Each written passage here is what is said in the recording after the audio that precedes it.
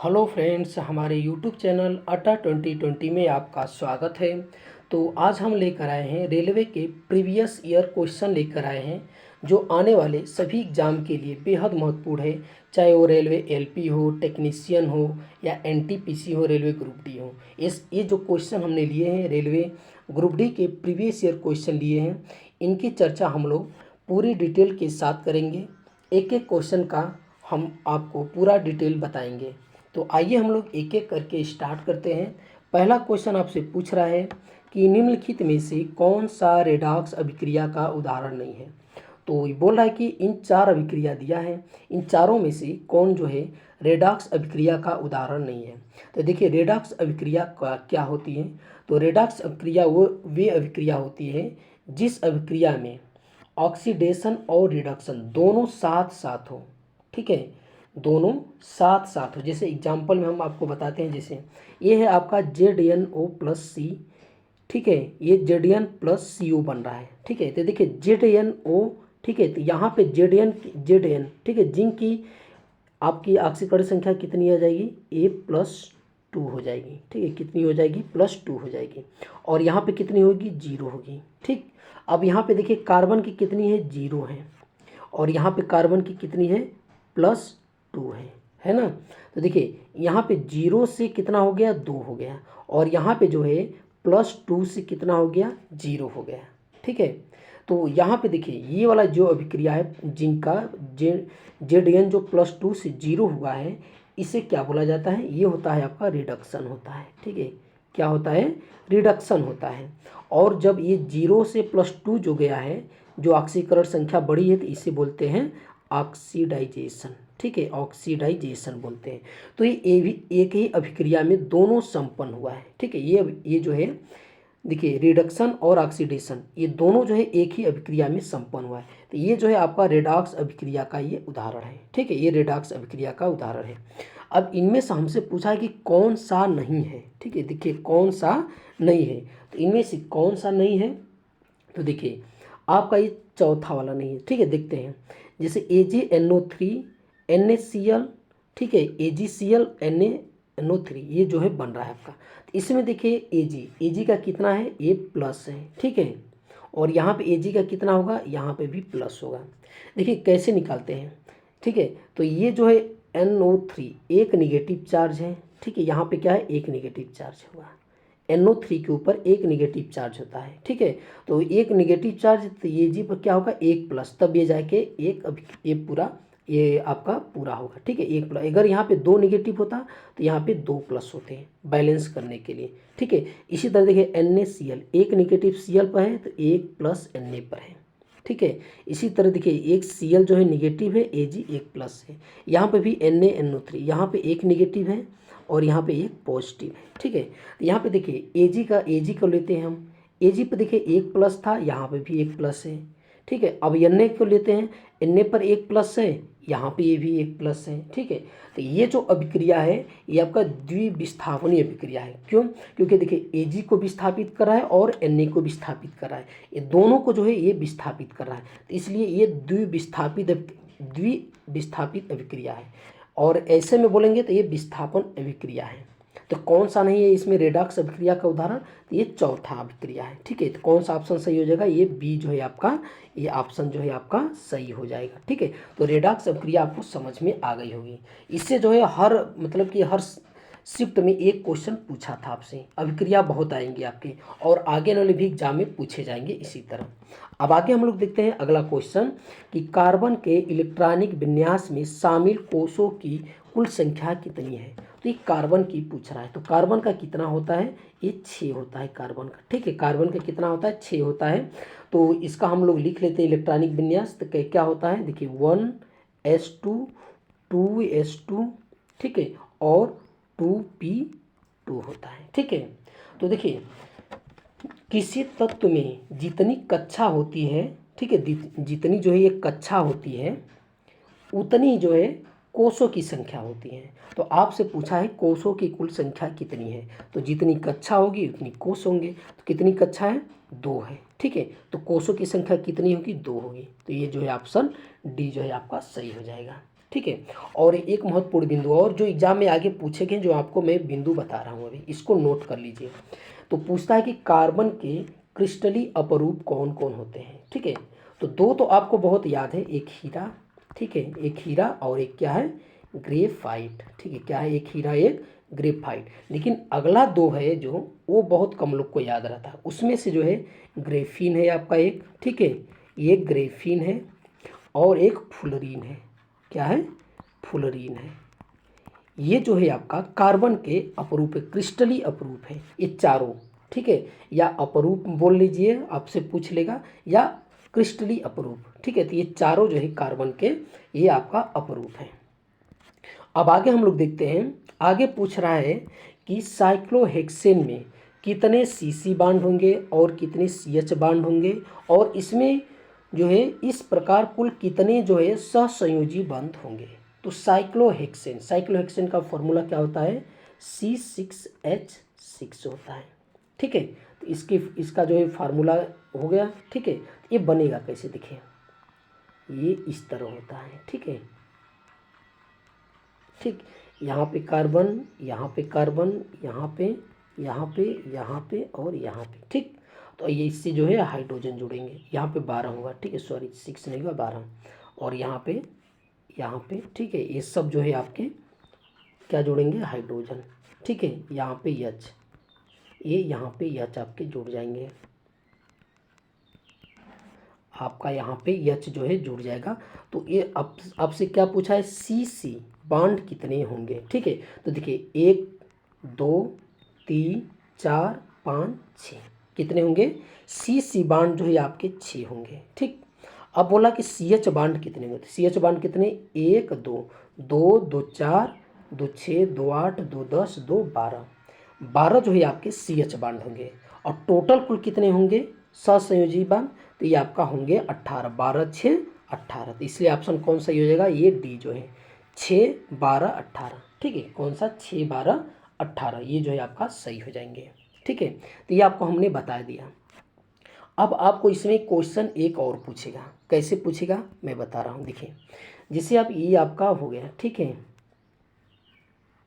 ये आपका बन गया साइक्लोहेक्सेन, ये साइक्लोहेक्सेन पूरा है, ठीक है। सॉरी, देखिए इसमें जो है आपसे पूछ देगा कि कितने इसमें सिग्मा बांड है, आपसे सिग्मा बांड पूछ देगा कि सिग्मा बांड कितने होंगे, ठीक है। तो देखिए एक सिंगल, जब सिंगल कार्बन से जुड़ता है तो एक सिग्मा बांड होता है, जब कार्बन डबल बांड से जुड़ता है तो एक सिग्मा और एक पाई बांड होता है, ठीक। और जब ये ट्रिपल बांड से जुड़ेगा, ठीक है, ट्रिपल बांड से, तो एक सिग्मा 2 पाई बांड होते हैं। ये क्वेश्चन पूछा गया है, ठीक है। तो इसमें जो है आपका कितना सिग्मा बांड होंगे, ये आपका टोटल कितने होंगे, देखिए 1 1 2 हो गया, 2 2 4 2 6 2 8 2 10 2 12 13 14 15 16 17 18 होंगे, ठीक है। ये जो है इस तरह होगा, डबल बांड भी होता है इसमें, ठीक है। तो इस तरह हो जाएंगे। और पाई बांड कितने होंगे इसमें, तो ये 3 होंगे, क्योंकि ये देखिए एक डबल बांड यहाँ पे होता है, एक डबल यहाँ पे, एक डबल यहाँ पे, तो 3 जो है आपके पाई बांड होंगे। ये भी क्वेश्चन आपसे पूछा जाएगा। अब आगे हम लोग देखते हैं कि पूछ रहा है कि एक गोली दर्पण की ध्रुव और वक्रता केंद्र के बीच की दूरी, इसकी फोकस दूरी f के पदों में जो है डैश के बराबर है। ये पूछना आपसे चाह रहा है कि जो आपका वक्रता केंद्र और दूरी के बीच, ठीक है, वक्रता केंद्र के बीच की दूरी और फोकस जो दूरी है, इनके बीच में क्या संबंध होता है। तो क्या होता है, देखिए त्रिज्या, ठीक है, वक्रता केंद्र के बीच की जो दूरी होती है r, ठीक है, ये r बराबर क्या होता है, 2f होता है, ठीक है। ये फार्मूला होता है, 2f होता है, ठीक है। तो ये आपका सही हो जाएगा, ठीक है, ये आपका सही हो जाएगा। देखिए एक फार्मूला और दर्पण का सूत्र है, याद कर लीजिए, इससे आगे क्वेश्चन आपका जो है पूछा जाएगा, ठीक है। आगे हम करवाएंगे दर्पण का, 1/v प्लस 1/u बराबर 1/f, ये जो है आपका दर्पण का सूत्र है, इसको याद कर लीजिए आप लोग। और ये जो है वक्रता, त्रिज्या और फोकस दूरी में जो है ये आपका संबंध है, ठीक है। यही डायरेक्ट आपसे पूछा गया था। अब आगे क्वेश्चन पूछ रहा है कि निम्नांकित में 3 प्रतिरोध R1 R2 R3 का आई भी का मतलब कि ये करंट है, ये आपका प्रतिरोध, ये वोल्ट है। ठीक है, ग्राफ दर्शाया गया है। दिए गए विकल्पों में कौन सा R1 R2 R3 के बीच का सही संबंध को दर्शाता है। ठीक है, तो ये आपसे पूछ रहा है कि इनमें से कौन जो है संबंध सही दर्शाता है। तो देखिए इसका क्या होता है, इसका देखिए होता है V इक्वल टू क्या होता है, आई आर होता है। ठीक है, क्या होता है, V equal to I R होता है। तो एक और होता है, देखिए इसको जब हम इसको उलट देंगे तो R इक्वल टू क्या हो जाएगा, V बटा के आई हो जाएगा आपका, हो जाएगा ना। तो V बटा के आई ये आपका होता है, चाहे ये R इसके नीचे आ जाए और चाहे ये, मतलब कि अब हम I और R को इधर उधर कर सकते हैं। तो एक होता है कि वी आई का ढलान। ठीक है, वी आई का जो ढलान होता है टेन थीटा। ठीक है, यहाँ इसको हम थीटा से जो है इंगित कर देंगे। ठीक है, ये थीटा 1 हो जाएगा, ये थीटा 2 हो जाएगा ये वाला। ठीक है, और ये थीटा 3 हो जाएगा, 3 हो जाएगा। ठीक है, 3 एंगल आपके हो जाएंगे। तो आपको ध्यान से समझना है इसको। ठीक है, तो ये जो है आपका ठीक है, ये वी आई का जो ढलान होता है, ठीक है, इसको जो हम लेंगे तो क्या होता है, देखिए टेन थीटा बराबर क्या होता है, आप ये सीधा सीधा देखिए टेन थीटा इक्वल टू क्या होता है, टेन थीटा इक्वल टू होता है, ठीक है, ये लंब बटा के आधार होता है। ठीक है, लंब बटा लंब क्या है, आई है आपका, आई बाई भी है ना, ये आपका ये है ना। ठीक है, टेन थीटा अगर हम इसको इस तरह माने कि ये है आपका लंब, ये है आपका आधार, तो आई आधार कितना आई, ये है भी, तो यानी क्या हो जाएगा, इन दोनों के बीच का एंगल हो जाएगा। टेन थीटा इक्वल टू क्या हो जाएगा, इन दोनों के बीच का एंगल। ठीक है, तो भी इक्वल टू क्या होता है, भी इक्वल टू क्या होता है आपका, भी इक्वल टू होता है ये आई आर होता है। ठीक है, भी इक्वल टू आई आर होता है।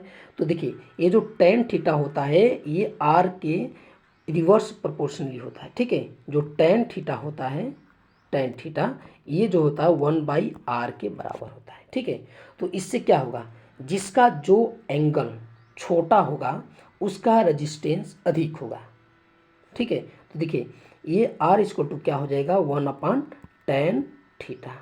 ठीक है, तो थीटा हो जाएगा, ये ऊपर एक है तो ये इसके टेन थीटा, ये एंगल कितना हो जाएगा, ये कोई भी है तो इससे क्या हो जाएगा कि जिसका एंगल छोटा होगा उसका रेजिस्टेंस अधिक होगा। तो जिसका एंगल छोटा किसका है, ये R2 का है, तो R2 क्या हो जाएगा, सबसे अधिक हो जाएगा आपका, फिर R1 का हो जाएगा, फिर R3 का हो जाएगा। ठीक है, ये आपका हो जाएगा। तो इसलिए जो है ऑप्शन कौन सा हो जाएगा, तो ये आपका हो जाएगा, ये डी वाला हो जाएगा। ठीक है, कौन सा हो जाएगा, ये आपका डी वाला हो जाएगा। ठीक है, जिसका एंगल छोटा होगा उसका रेजिस्टेंस बड़ा होगा, यही था इसमें आप, इसलिए हम आपको समझाए इतना। अब आगे हम लोग देखते हैं कि बोल रहा है कि दिए गए परिपथ में 4 रेजिस्टेंस प्रतिरोध के टर्मिनलों के बीच जो है विभव का जो है पता करना है। ये जो है आपका जो ये 4 ओम का जो रेजिस्टेंस है, ठीक है, इसमें जो है आपका विभव का पता लगाना है। ठीक है, तो ये जो है जुड़े हैं किसमें आपका, इसका जो है एक जो है यूनिक प्रतिरोध कितना हो जाएगा ये, तो ये R बराबर क्या हो जाएगा, ये R1 प्लस ये R2 हो जाएगा। तो R1 प्लस कितना दिया, R1 4 दिया है और R2 दिया आपका 6, तो टोटल कितना हो जाएगा, ये 10 हो जाएगा। ठीक है, कितना हो जाएगा, ये 10 हो जाएगा। अब जो है कि अब ये हमसे क्या पूछ रहा है कि 4 ओम का जो प्रतिरोध है उसमें जो है आपका पूछ रहा है कि विभव कितना होगा। ठीक है, तो 4 ओम के विभव वाले का जो हमको विभव ज्ञात करना है 4 ओम प्रतिरोध वाले का, तो इसका फॉर्मूला होता है कि जो दिया गया प्रतिरोध हो, यानी जिनका जो है पूछा गया प्रतिरोध हो वो, ठीक है, ये ओम 4 ओम का, ठीक है, गुणे जो आपका दिया गया है, ये आपका 5 वोल्ट दिया गया है ना विद्युत वाहक बल, ये 5 हो जाएगा आपका। ठीक, 5 हो जाएगा, और उसके बाद कुल प्रतिरोध कितना है 10। ठीक है, ये 10, तो आपका विभव पता कर लेंगे। ठीक है, 4 ओम प्रतिरोध के विभव कितना होगा, 4 ओम प्रतिरोध वाले विभव कितना होंगे, तो देखिए 4 ओम का विभव जो पूछ रहा है बटा के EMF यानी विद्युत वाहक बल बटा के कुल प्रतिरोध, तो कितना हो जाएगा, 5 दूना के 10 और 2 दूना के 4, कितना हो जाएगा, 2 हो जाएगा आपका, तो कितना हो जाएगा, 2 वोल्ट हो जाएगा। ठीक है, अब आगे हम लोग देखते हैं कि पूछ रहा है कि जब बुझे हुए चूने का क्लोरीनीकरण होता है तो मुख्य उत्पाद के रूप में डैश बनेगा। तो क्या बनेगा मुख्य उत्पाद के रूप में, ठीक है। तो देखिए क्या बनेगा, देखिए बुझा हुआ चूना का सूत्र क्या होता है CaOH का होल ट्वाइस, ठीक है। क्या होता है होल ट्वाइस, ठीक।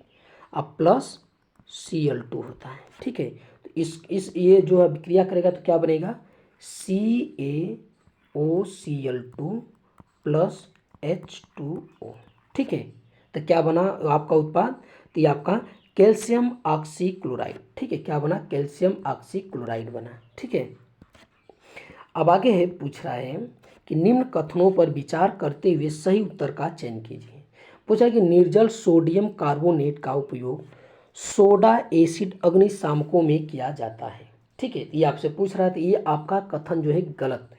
सोडियम कार्बोनेट का नहीं, सोडियम बाइकार्बोनेट का उपयोग करते हैं। सोडियम बाइकार्बोनेट का जो प्रयोग किया जाता है ये अग्निशामकों में प्रयोग किया जाता है। अगला कथन बोला है कि निर्जल सोडियम कार्बोनेट को जल में घोला जाता है और क्रिस्टलन जल के 10 अणुओं वाले धावन सोडा क्रिस्टल प्राप्त करने के लिए उसका पुनः क्रिस्टलन किया जाता है। तो ये आपका सही है, ठीक है।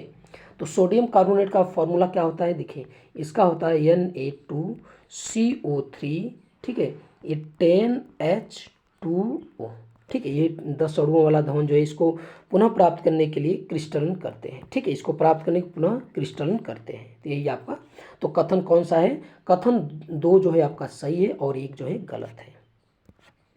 अब आगे हम लोग देखते हैं, अगला है, आगे पूछ रहा है कि निम्नलिखित में से कौन सा भाग पौधों में गैसीय विनिमय में सहायक होता है। तो कौन सा भाग जो है, तो ये आपका होता है रंध्र, ठीक है। जो रंध्र होता है ये गैसीय विनिमय में सहायक होता है।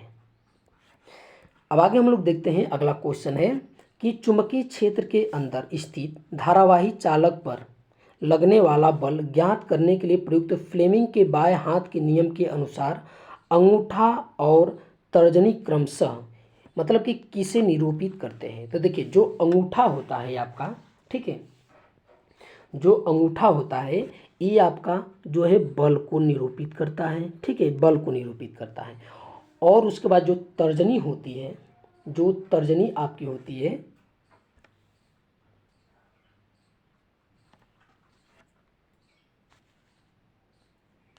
ये अंगूठा जो है बल को, ठीक है, और उसके बाद जो आपकी तर्जनी होती है ये आपका चुंबकीय क्षेत्र को, ठीक है, किसे चुंबकीय क्षेत्र को आपकी ये निरूपित करती है, ठीक है। अपने बाएं हाथ को फैलाएं, ठीक है, उसमें जो आपका ये अंगूठा है ये आपका जो है बल और उसके बाद जो तर्जनी है आपकी ये जो है चुंबकीय क्षेत्र को जो है निरूपित करती है। आगे है कि वृक्कों में मूत्र के निर्माण में शामिल दी गई तीनों प्रक्रियाओं का सही अनुक्रम जो है क्या है, ठीक है। तो सही अनुक्रम हमसे पूछ रहा है कि सही जो है क्या है, तो क्या है निस्यंदन, फिर चयनात्मक, पुनः अवशोषण, फिर निष्कासन, ठीक है। ये जो है आपका सही है, क्या है ये पहले आपका निस्यंदन होता है, फिर चयनात्मक, पुनः अवशोषण होता है, फिर निष्कासन होता है। अब आगे हम लोग देखते हैं, आगे है कि किशोरावस्था के दौरान मानव शरीर में अनेक परिवर्तन होते हैं। निम्नलिखित में से कौन सा परिवर्तन केवल जो है लड़कियों में लैंगिक परिपक्वता से संबंधित है, ठीक है। तो इनमें से पूछ रहा है कि केवल लड़कियों में कौन सा ऐसा लैंगिक जो है लक्षण है जो उसकी परिपक्वता से संबंधित है। तो कौन सा है, तो जो स्तन ग्रंथि की वृद्धि होती है ये जो है आपका केवल लड़कियों का लक्षण है, ठीक है।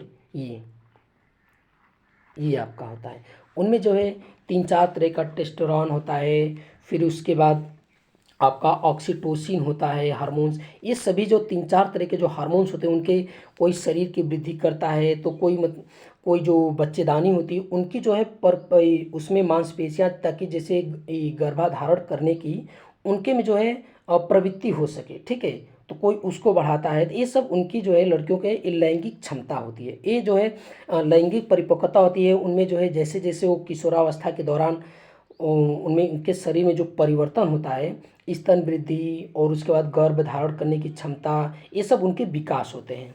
तो उन्हीं सब हार्मोन्स के जो है ये कारण होता है।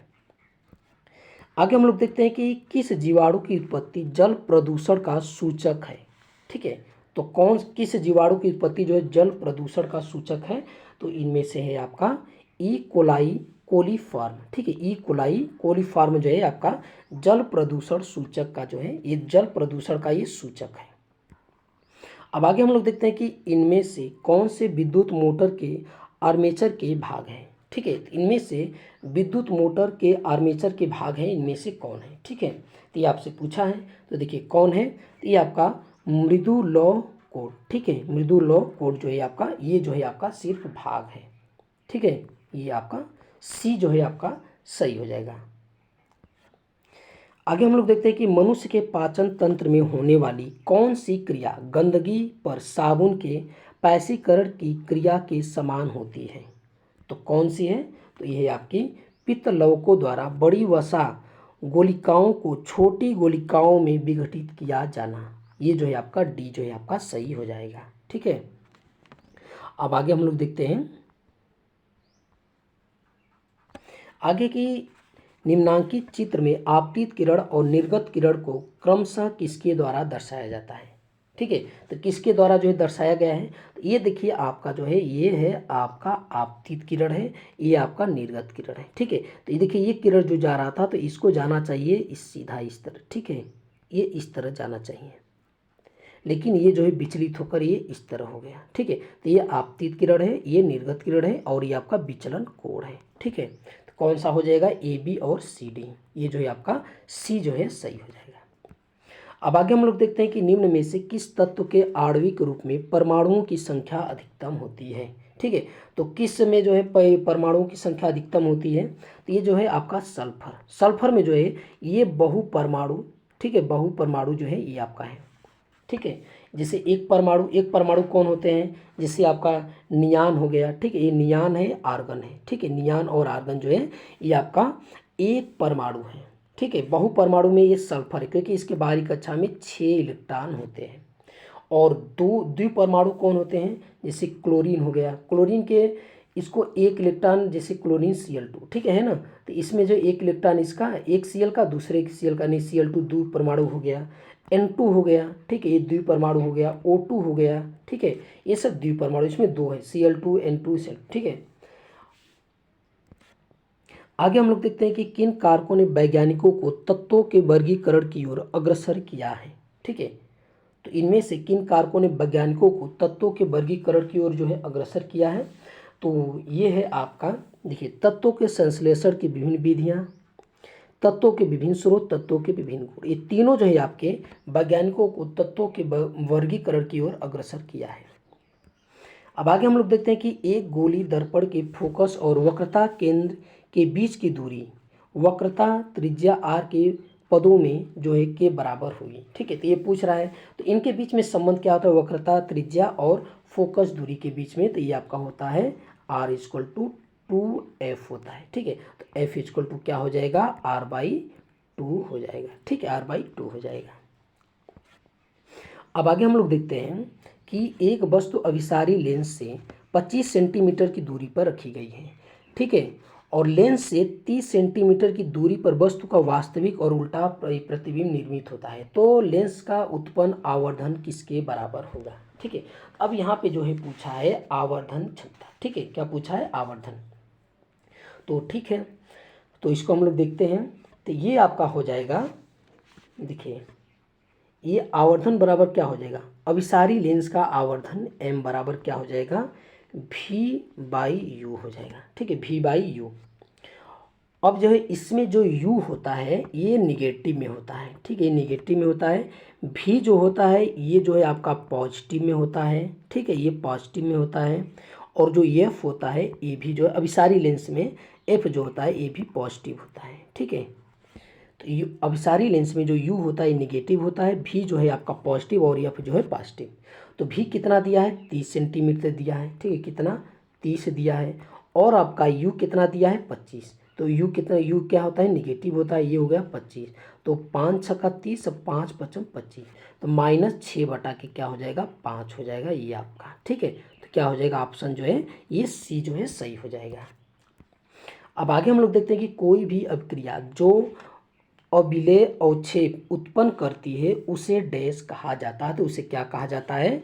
तो कोई भी अभिक्रिया जो अविलेय अवक्षेप उत्पन्न करती है उसे कहा जाता है अवक्षेपण अभिक्रिया। ठीक है, क्या बोला जाता है? अवक्षेपण अभिक्रिया बोला जाता है। अब आगे है कि किसी दिए गए प्रतिरोध R को दो बराबर भागों में काटा जाता है तो प्रत्येक भाग का प्रतिरोध कितना होगा। ठीक है, तो प्रत्येक का प्रतिरोध कितना होगा, तो ये आपसे पूछ रहा है। तो जैसे मान लीजिए कि कोई ये R प्रतिरोध का एक तार है जिसकी लंबाई L है। ठीक है, इसको दो बराबर भाग में काट दिया गया, L/2 L/2। ठीक है, तो एक फार्मूला होता है कि R = क्या होता है, रो L/A। ठीक है, तो L जो है हाफ कर दिया गया, ठीक है, काट दिया गया। ठीक है, R को दो बराबर भाग में, तो इसका रेजिस्टेंस पूरे का R था, तो इसको जब दो बराबर भाग में काट दिया गया तो इसका रेजिस्टेंस R' हो गया, इसका जो है R' हो गया। ठीक है, तो अब जो है हमको बताना है कि L/2 का रेजिस्टेंस कितना होगा। तो देखिए ये R = कितना हो जाएगा, रो और L कितना, L/2 हो जाएगा। ठीक है, L/2 हो जाएगा अपान ये कितना हो जाएगा, ये R = हो जाएगा आपका रो L/A × 1/2, यही ना, 1/2। तो ये जो है आपका L/2 है। ठीक है, ये आपका हमको नया रेजिस्टेंस निकालना था। ठीक है, तो ये आपका हो जाएगा। तो ये कितना है, ये जो है आपका ये R है और ये, ठीक है, ये आपका नया R' हो जाएगा ये वाला। तो ये R = आपका हो जाएगा ये R' अपान कितना हो जाएगा, ये जब हम L/2 यहाँ पर रखें तो ये आपका क्या हो जाएगा,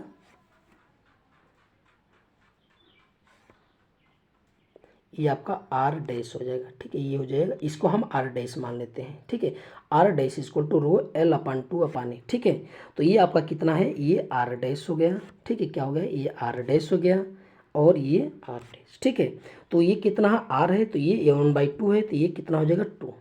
तो R' को R/2, तो रेजिस्टेंस कितना हो जाएगा, ये आपका हाफ हो जाएगा। ठीक है, कितना हो जाएगा, R/2 हो जाएगा। ठीक है, ये फार्मूला है कि R = रो L/A।